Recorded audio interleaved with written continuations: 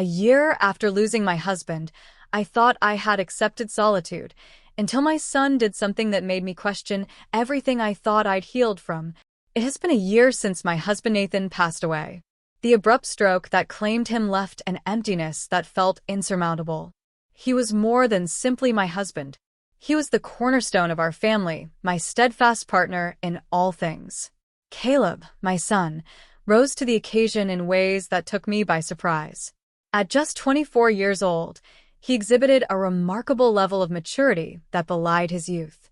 Despite his own sorrow, he prioritized my well-being, ensuring that I never faced my grief in solitude. In the wake of his father's passing, Caleb emerged as my beacon of hope. He had consistently embodied the qualities of a kind and caring son. This morning in the kitchen, Caleb entered with a mysterious object concealed behind his back. A broad smile graced his face. He greeted, "Good morning, Mom." He leaned in and greeted me with a warm smile as he handed me the surprise. "I have a delightful surprise for you." "A surprise?" I inquired, my eyebrow arching in curiosity. "Step into the great outdoors." He exerted himself, and his enthusiasm spread like wildfire. I accompanied him to the driveway, where the early morning sun bathed a sleek silver car in its warm glow, instantly recognizable to me. The convertible in question. A sharp intake of breath escaped me as I beheld it. It was an object of my admiration for years, yet I never summoned the courage to envision it as my own. Bathed in the gentle morning light, it gleamed with an allure that seemed almost unreal. "Are you fond of it?" he inquired, his face alight with a broad smile. He confided in me. "It belongs to you, Mom," Caleb remarked. "It's stunning, but what's the story behind it?" "I truly appreciate all that you have done for me. For us." He grew increasingly uncertain, revealing a trace of vulnerability. "It has come to my attention that you have been feeling discontented in your domestic life. I hope this could bring a spark of joy back to you." Tears welled up in my eyes. "I find myself at a loss for words in your presence, Caleb. It feels overwhelming." His response was resolute. "Indeed, it is not.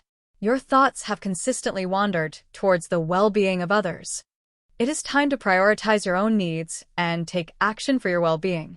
His words resonated deeply within me. I gave him a heartfelt hug, grateful beyond words. I murmured, "Thank you," my voice trembling with emotion. "This holds great significance for me." We cruised in the car with the top down that night, letting the wind tousle our hair. As we journeyed down familiar paths, laughter filled the air. The sky transformed into a stunning tapestry of orange and pink as the sun dipped below the horizon. For the first time in months, a sense of lightness enveloped my heart. My experience with Caleb went beyond merely acquiring a car. He brought to mind the essence of living, the ability to perceive the beauty that surrounds us, even amidst my sorrow for the love and care he bestowed upon me. What once appeared unattainable has now transformed into a realm of possibility once more. Upon our return to the driveway, Caleb turned to me, his expression grave. He spoke softly. "Mom, I understand that times have been tough for you. I will always stand by your side, but I can't restore your dad. You're not alone in this." I believed him, without hesitation. Caleb's unwavering love and support were the foundation of my strength. Regardless of the circumstances, I found the strength to move forward. Holding on to Nathan's memory, we look forward to brighter days ahead. As the weeks unfolded, Caleb revealed facets of himself that had previously eluded my comprehension. It transcended the mere spectacle of a grand automotive exhibition. The small gestures from those around me each day served as a poignant reminder that I need not face life's challenges in solitude. It all started with the most unassuming elements. One morning, I wandered into the kitchen, still enveloped in sleep and unprepared for the day ahead. Caleb was already present. Clad in an apron, he busied himself with the art of pancake making. With a playful wink, he set a plate of delightfully fluffy pancakes before me. "I figured you might appreciate a little respite from the kitchen," he remarked. With a gentle laugh, I shared my words with Caleb. "You're indulging me beyond measure."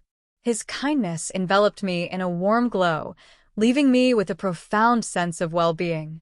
"Mom, you truly deserve to be pampered," he spoke, his voice a gentle yet resolute whisper. "I truly appreciate all that you have done for me. Allow me the pleasure of looking after you, just this once." It transcended the mere act of breakfast. Caleb consistently envisioned the future, devising thoughtful strategies to enhance my daily experiences. When I resolved to avoid the attic, where so many of Nathan's belongings lay, Caleb ventured in alone. Although he didn't compel me in any way, he ensured that everything was prepared for my arrival. As I prepared myself, I discovered him arranging flowers in a vase in the living room on a rainy afternoon. I paused in the doorway, my gaze lingering on him for a brief moment. "Plants? What is the occasion?" He glanced upward, a subtle smile gracing his lips as he replied, "No reason.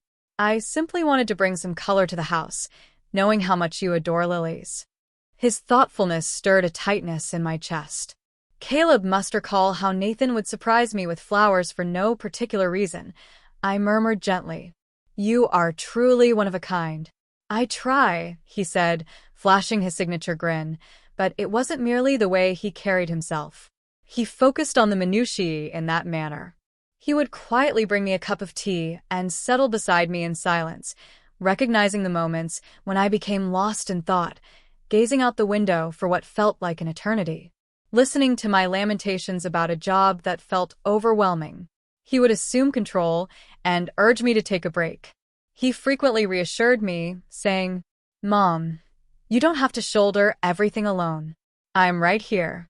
One evening, as the sun dipped below the horizon, Caleb cast a contemplative glance my way while we sat on the porch, taking in the view. "Indeed," Caleb remarked. "You know, you're amazing. Where does that come from?" I smiled at him and inquired. "It's simply the truth," he remarked with a casual shrug. "Your strength has always shone through, even in the darkest of times." I am utterly perplexed by your method. I averted my gaze, for his words struck a chord of discomfort within me. I had already confided that I am not as resilient as you perceive. At times, it seems as though I am on the brink of unraveling. Caleb extended his hand, resting it upon mine gently. "You don't have to bear it all alone. You can rely on me. That's the purpose of family." His understanding touched me deeply, prompting me to squeeze his hand. He possessed an uncanny ability to make me feel acknowledged, as if he truly grasped the weight of my sorrow and the burden I bore each day. As the weeks morphed into months, Caleb's steadfast support transformed into the very foundation upon which I relied. He urged me to reconnect with life, encouraging me to step beyond the confines of my comfort zone. One day, he enrolled us in a cooking class, believing it would be an enjoyable experience for the two of us to share. Initially, I found myself uncertain, yet his enthusiasm compelled me to reconsider. In the midst of class, a genuine laugh escaped me for the first time in what felt like ages. Caleb had never triumphed in the art of adhering to recipes. He frequently improvised with the ingredients, adding an element of playfulness to the process. As our souffle crumbled in a most theatrical fashion, he cast a glance my way, wearing a mask of feigned sorrow. We may not claim any accolades, yet we shall possess a tale worth telling. His jokes had me laughing so intensely that I felt a delightful ache in my sides. Caleb's compliments always took me by surprise, instilling a sense of significance within me that I hadn't felt since Nathan's passing. That evening, Caleb paused for a second when he saw me in a dress I hadn't worn in years. I was preparing for an evening meal with a longtime companion. He smiled and said, "You look really happy today, Mom." I smiled and looked down, slightly caught off guard. I urged him to cease and dismissed him with a wave. "It's merely an old dress." He replied, "No, truly. You look lovely." His words lingered in my mind throughout the night, instilling a newfound confidence within me. I was unaware of how much I needed Caleb in my life. He didn't merely offer kind words. He accompanied me on my quest to rediscover joy. He orchestrated a delightful surprise getaway to a charming vineyard for the weekend. As we strolled through the verdant rows of vines, we sampled various blends, our laughter echoing as we fumbled to articulate the flavors, a testament to my deep affection for wine tastings. Caleb teased, "You have a great taste. I believe we've uncovered your true calling." I replied, "Abandoning your day job might not be the wisest choice, wine critic." I found myself rolling my eyes, yet a smile betrayed my amusement. The time we shared unexpectedly became a balm for my wounds. Caleb's unwavering love and support illuminated the beauty and significance that life still holds. Even in my moments of sorrow, those experiences began to rekindle the belief that happiness could once more be within reach. Not in defiance of the pain, but rather in celebration of the love that enveloped me. That night, a tempest raged outside, the wind howling fiercely, rattling the windows. I was wrapping up the dishes in the kitchen when, without warning, the lights flickered twice, and then succumbed to darkness. "Caleb," I called, my voice slicing through the unexpected stillness. "I'm here," he called from the living room, his voice wrapping around me like a warm blanket. Moments later, his footsteps echoed softly, and he appeared in the doorway, flashlight in hand. The beam danced across the room as he remarked, "It looks like the storm knocked out the power." I chuckled softly, feeling a sense of comfort. "Well, this is cozy." I dried my hands on a towel. "We do have flashlights, though," Caleb smiled. "This brings to mind those winter nights when the power would go out. Do you remember?" "How could I forget?" I replied with a smile, lost in the memory. "You always urged me to fill the time with games." "Exactly," he said. His smile took on a sly quality. "So, why not now?" I arched an eyebrow. "What do you mean?" "Hide and seek," he uttered, his eyes glimmering in the soft glow. "Let us return to the cherished days of yore." "It will be enjoyable," I chuckled. "Let's play hide and seek, Caleb. We have outgrown our childhood." "But that doesn't mean we can't pretend for just one night," he quipped with a playful grin. "Unless you fear it may become all too simple for me to locate you." That was the end of it all. Caleb understood that once I was summoned to a task, surrender was never an option for me. "Very well," I remarked, folding my arms across my chest. "Do not for a moment believe that I will grant you any ease in this endeavor." He chuckled and began to count down from 10 while I hurriedly seized a flashlight and dashed into the shadowy corridor. The tempest raging beyond the walls cast an eerie dance of shadows within the confines of the house. I sank to my knees behind the couch in the den, striving to steady my breath. "I shall arrive, regardless of your preparedness." The resonance of Caleb's voice enveloped the house, and I found myself chuckling at the sheer absurdity of it all. Yet, it was liberating and delightful to release all inhibitions and savor a moment of unrestrained joy. I could hear his slow, measured footsteps approaching, as if he relished the thrill of the chase. "You know, Mom," he remarked with a playful tone, "to remain concealed, you must elevate your efforts beyond this." I stifled a laugh, my hand pressed to my mouth, as his shadow slipped past the door to the den. Just when I believed he was about to depart, he pivoted and offered a smile, illuminating the room with the beam of his flashlight. He declared, "Found you," as he illuminated my presence with his light. I chuckled as I rose to my feet and remarked, "Oh, you're quite skilled at this." He replied with a self-satisfied smirk. "After years of practice, the time has come for you to seek me out." We exchanged roles, and I began my search for him. He darted about with such swiftness and grace that it was almost unbelievable. He slipped from his hiding spots just before I could lay my hands on him. I finally found him. As I swung open the closet door in the guest bedroom, there he was, hunched in the corner, a grin plastered on his face, as if he were remorseful. I let out a laugh, breathless, and declared, "Caught you." All right," he replied, rising to his feet and lifting his hands in surrender. "I regret that I lost." We drifted into slumber on the couch in the living room, our laughter echoing through the stillness of the dark house. Outside, the storm raged on, yet inside, the warmth we shared was palpable. It felt as if we had been transported to a simpler era, our connection deepening with each passing moment. I shook my head, a smile playing on my lips, and remarked, "You're good at this, but the next time I win, you're on." He said with a laugh, his face softening as he turned to me, revealing the warm smile I had come to cherish. I felt a wave of gratitude for this moment. It's refreshing to reconnect with oneself. I nodded in agreement, fully understanding his sentiment. It truly is. We seized the opportunity to share stories and reminisce about happier times as the power outage enveloped us for the remainder of the evening. Caleb reclined on the couch, his gaze fixed on me as I recounted a tale from his childhood, a time when mischief seemed to follow him. I playfully nudged his arm, reminding him of his antics. "You were such a handful," I teased. He responded with warmth, saying, "You are the most patient mom." His voice brimmed with affection. "I have no idea how you manage it all." I smiled, a simple shrug escaping me. When love is at the core, patience becomes second nature. I never intended for the words to linger so weightily between us, yet neither of us shattered the silence. Caleb offered a soft smile and handed me a cup of tea.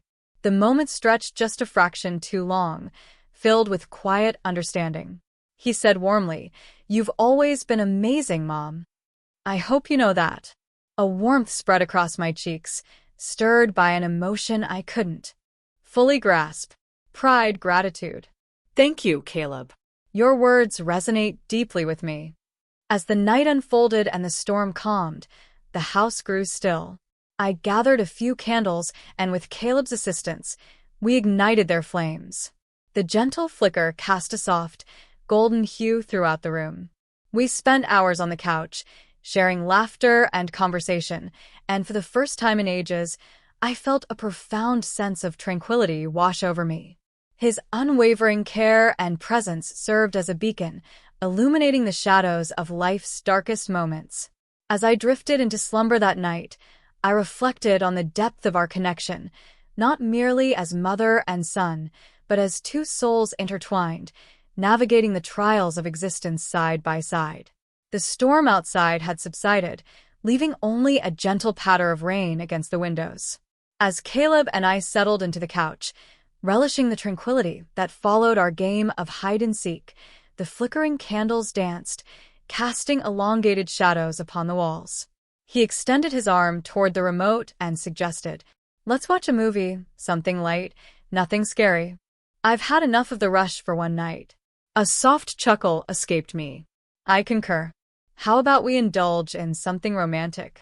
His eyebrow arched in surprise. "You want to start dating?" I playfully tapped his arm, teasingly. "Don't look so astonished. I relish love stories just like anyone else." After sifting through the options, he selected an old love story that I hadn't revisited in years, yet had always cherished. As the film began, a soothing hush enveloped the room, the gentle patter of rain harmonizing with the dialogue unfolding on the screen. Initially, there was a comfortable distance between us, yet as the narrative progressed, Caleb inched nearer. I found it hardly unsettling. Even in his childhood, he had a penchant for proximity, and his presence always brought a sense of solace. As a poignant moment unfolded on the screen, he handed me the blanket. "You warm enough?" he asked with a caring voice. For a fleeting moment, my heart raced, caught off guard by his gentle tone.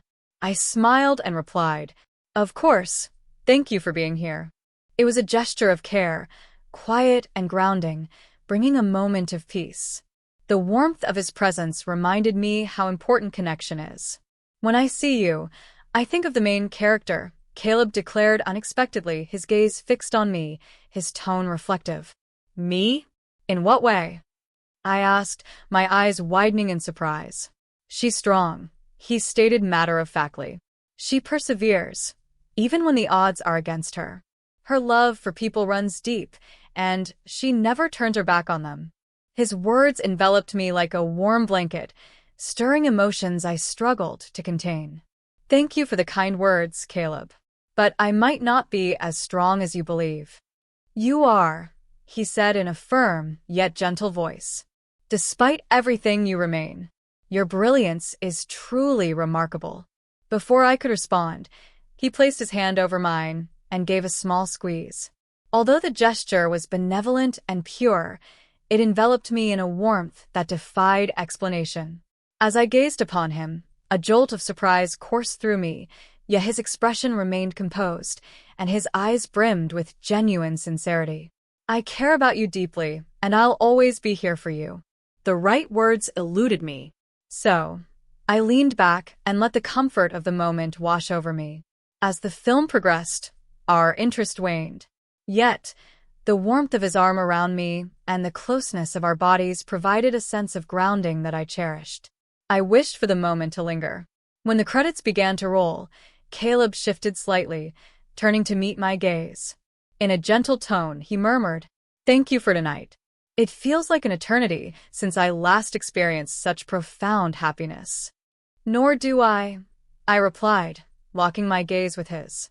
"Caleb, your assistance has been invaluable to me, and I find myself at a loss for how to repay your kindness." With a gentle smile, he reassured me, "You don't need to repay me. My wish is for your happiness." The film faded into the background as the rain eased into a soft drizzle. The atmosphere surrounding us crackled, infused not with discomfort, but with an unspoken understanding that lingered in the silence. Caleb's hand rested over mine, steady and reassuring. "Mom, you mean the world to me," he uttered, shattering the stillness with a voice thick with emotion. "Without you, I would be adrift." Tears welled in my eyes as he uttered those words. I gently patted his shoulder, moved by his words. I looked at Caleb and said quietly, "I'm so grateful for you." The tremor in my tone betrayed the depth of my emotion. He was my everything. In that moment, we grappled with the enormity of our feelings, the air thick with unspoken words. Yet, his unwavering gaze and gentle touch enveloped me in a tranquility I had long been missing. It was a deeply emotional moment of mutual support and gratitude. We stayed together on the couch, side by side, finding peace in the silence. As the rain ceased and the candles flickered into darkness, I understood that this moment would forever be etched in my memory, a testament to the power of love to mend and revive us, even in our bleakest hours.